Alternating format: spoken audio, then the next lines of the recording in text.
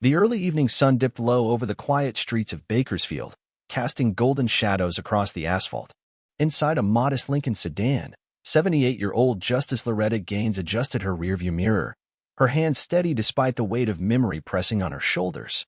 She had just returned from Oakview Cemetery, where she'd laid a fresh bouquet of roses at her late husband Nathan's grave, a tradition she honored every year. Today marked 47 years since their wedding and 23 years since he'd passed. Her heart ached, but the quiet ritual brought her peace. As she turned onto a familiar street, lost in thought, the sudden flash of red and blue lights in her rearview mirror jolted her back to the present.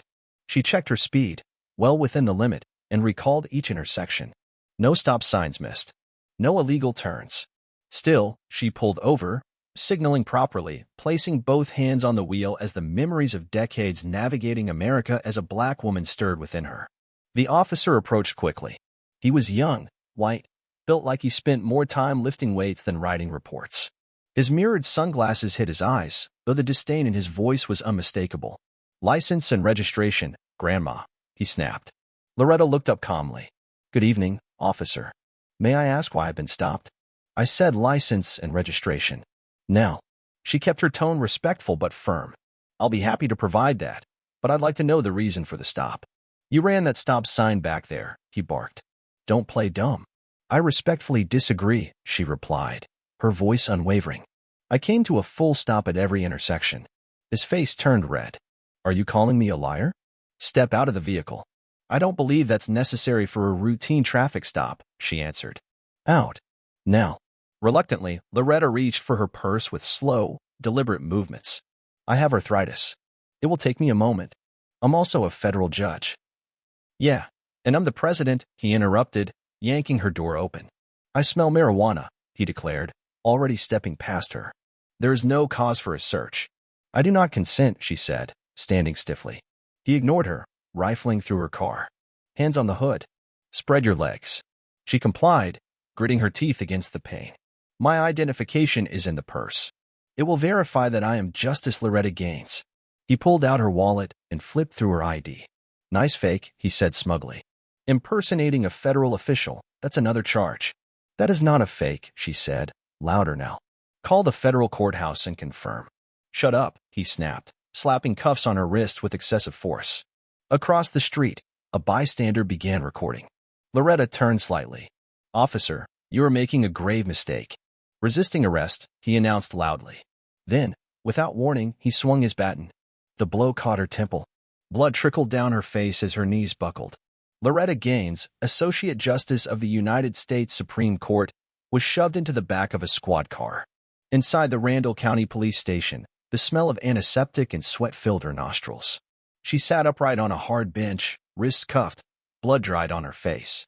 When she asked for medical care, the desk sergeant laughed. "You'll wait like everyone else." Photos. Fingerprints. Mugshots. Each step pierced her dignity like another needle. Throughout her career, Loretta had walked through detention centers as a guest of the law. Now, she sat on the other side, alone and injured. "Hey, Johnny, check out Thurgood Marshall over here," the arresting officer sneered, drawing laughter. "I am Justice Loretta Gaines of the U.S. Supreme Court," she stated. "You can verify this." "Maybe she escaped from County General," one officer joked. Another handed her a jumpsuit. "Time to change, Your Honor." "I haven't been convicted of anything," she protested. Officer Jenkins dragged her into the bathroom. Rules are rules. Her medication confiscated. Her protests ignored. She was dumped into a holding cell with other detainees, mostly people of color. She saw the disparity immediately. White arrestees were processed faster, treated better. A young man nearby spoke up about his rights. Two officers entered. The sound of blows echoed down the corridor. "Stop this," Loretta yelled. "Keep it up, Grandma. We'll shut you up next," came the reply. Her head throbbed. Her vision blurred. She grew dizzy. Hours passed. At one point, a young officer, Rodriguez, quietly slipped her aspirin and water. "I know who you are," he whispered. "I called my uncle at the courthouse. Help is coming." And it did. By dawn, chaos had erupted in the station.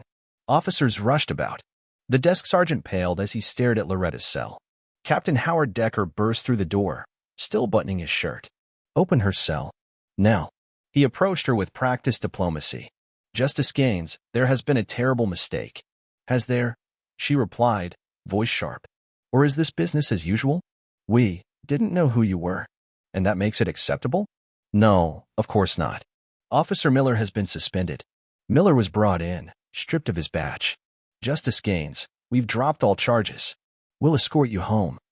I'm not going home quietly, she said, rising slowly. I want every step of my processing documented. Every form, every report. I want this on record. Decker stammered, perhaps we can resolve this more discreetly. Are you offering to bribe a federal judge? No. Then prepare for scrutiny, Captain. Outside, the media had already descended. Loretta's story was spreading. When she returned home, escorted by her former clerk Michael Trent, she faced a barrage of cameras. Inside, she sipped tea, surrounded by law books and civil rights memorabilia. This ends now, she told Michael. Not just for me. For everyone. Within days, a smear campaign began. News headlines questioned her mental health, her past traffic tickets. Officer Miller was portrayed as a hero dealing with an aggressive suspect. Body cam footage? Lost in upload. But the cover-up was unraveling. Rodriguez confirmed there were secret quotas, targeting black neighborhoods, incentives for arrests. Michael unearthed settlement records, 3 prior complaints against Miller, all dismissed by Judge Harmon, a longtime friend of the mayor. They built a case. Vandalism struck her home. Michael was attacked. Her emails were hacked. She received a noose in the mail. Rodriguez was suspended, then reinstated under pressure. The FBI joined the investigation. Soon, they uncovered ties between the mayor, Judge Harmon, and a private prison company. Arrest quotas ensured full beds. Full beds meant profit. And profit meant campaign donations.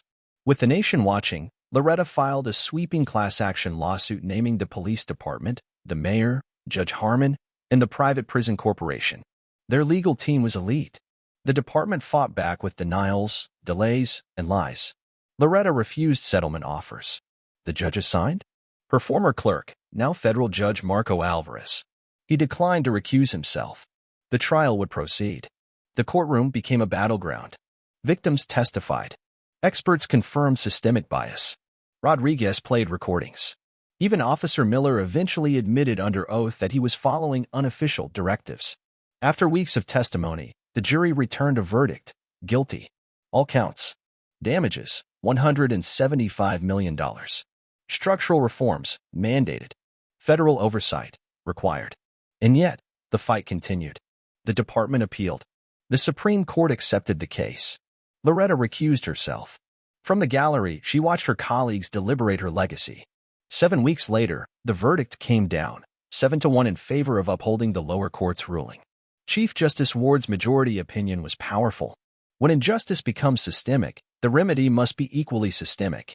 In Randall County, reforms were implemented. Civilian oversight. No more quota system. No more secret settlements. The mayor and Judge Harmon were indicted. Officer Miller served time and emerged committed to reform, eventually meeting with Loretta to apologize face-to-face. I was wrong, he said, and I want to do better. She accepted his apology.